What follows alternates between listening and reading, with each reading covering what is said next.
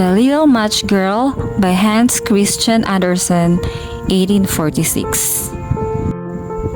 It was terribly cold and nearly dark on the last evening of the old year, and the snow was falling fast. In the cold and the darkness, a poor little girl with bare head and naked feet roamed through the streets.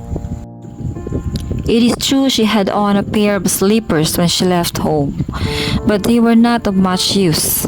They were very large, so large indeed, that they had belonged to her mother, and the poor little creature had lost them in running across the street to avoid two carriages that were rolling along at a terrible rate. One of the slippers she could not find, and a boy seized upon the other and ran away with it, seeing that he could use it as a cradle.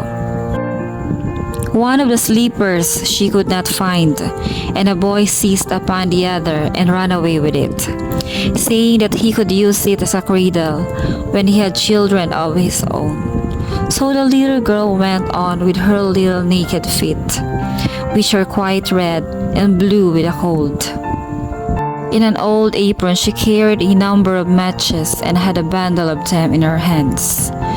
No one had bought anything of her the whole day, nor had anyone given her even a penny. Shivering with cold and hunger, she crept along. Poor little child, she looked the picture of misery. The snowflakes fell on her long, fair hair, which hung in curls on her shoulders, but she regarded them not.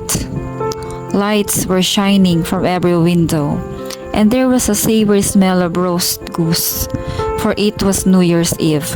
Yes, she remembered that. In a corner between two houses, one of which projected beyond the other, she sank down and huddled herself together. She had drawn her little feet under her, but she could not keep off the cold, and she dared not to go home, for she had sold no matches, and could not take home even a penny of money. Her father would certainly beat her. Besides, it was almost as cold at home. It was almost as cold at home as here, for they had only the roof to cover them, through which the wind howled, although the largest holes had been stopped up with straw and rags. Her little hands were almost frozen with the cold. Perhaps a burning match might be some good, if she could throw it from the bundle and strike it against the wall, just to warm her fingers. She drew one out. Scratch! How it sputtered as it burned. How it sputtered as it burnt. It gave a warm, bright light, like a little candle, as she held her hand over it. It was really a wonderful light. It seemed to the little girl that she was sitting by a large iron stove, with polished brass feet and brass ornament. How the fire burned, and seemed so beautifully warm that the child stretched out her feet, as if now to warm them.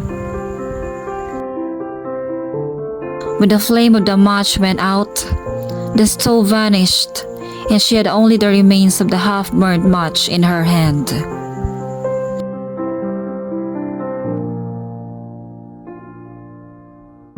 She rubbed another match on the wall. It burst into flame, and where its light fell upon the wall, it became as transparent as a veil, and she could see into the room. The table was covered with snowy white tablecloth, on which stood a splendid dinner service and a steaming roast goose, stuffed with apples and dried plums. And what was still more wonderful, the goose jumped down and a dish was waddled across the floor, with a knife and fork in its breast to the little girl. Then the match went out, and there remained nothing but a thick, damp, cold wall before her. She lighted another match, and then she found herself sitting under a beautiful Christmas tree. It was larger and more beautifully decorated than the one she had seen through the glass door at the rich merchant's. Thousands of tapers were burning upon the green branches, and colored pictures like those she had seen in the show windows, looked down upon it all. The little one stretched out her hand towards them, and the match went out. The Christmas lights rose higher and higher till they looked to her like the stars in the sky. Then she saw a star fall, leaving behind it a bright streak of fire. Someone is dying, thought the little girl, for her old grandmother, the old one who had ever loved her, and who was now dead, had told her that when a star falls, a soul was going up to God. She again rubbed a match on the wall, and the light shone around her. In the brightness stood her old grandmother, clear and shining, yet mild and loving in her appearance. "Grandmother," cried the little one, "oh, take me with you. I know you will go away when the match burns out. You will vanish like the warm stove, the roast goose, and the large glorious Christmas tree." And she made haste to light the whole bundle of matches, for she wished to keep her grandmother there.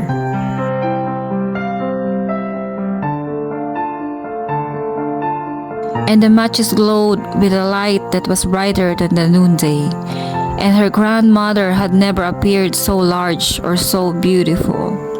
She took the little girl in her arms, and they both flew upwards in brightness and joy far above the earth, where there was neither cold nor hunger nor pain, for they were with God.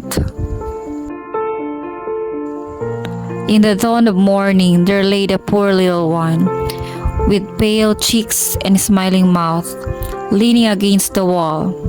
She had been frozen to death on the last evening of New Year, and the New Year's sun rose and shone upon the little corpse. The child still sat, in the stiffness of death, holding the matches in her hand, one bundle of which was burnt. She tried to warm herself, said some. No one imagined what beautiful things she had seen, nor into what glory she had entered with her grandmother on New Year's Day.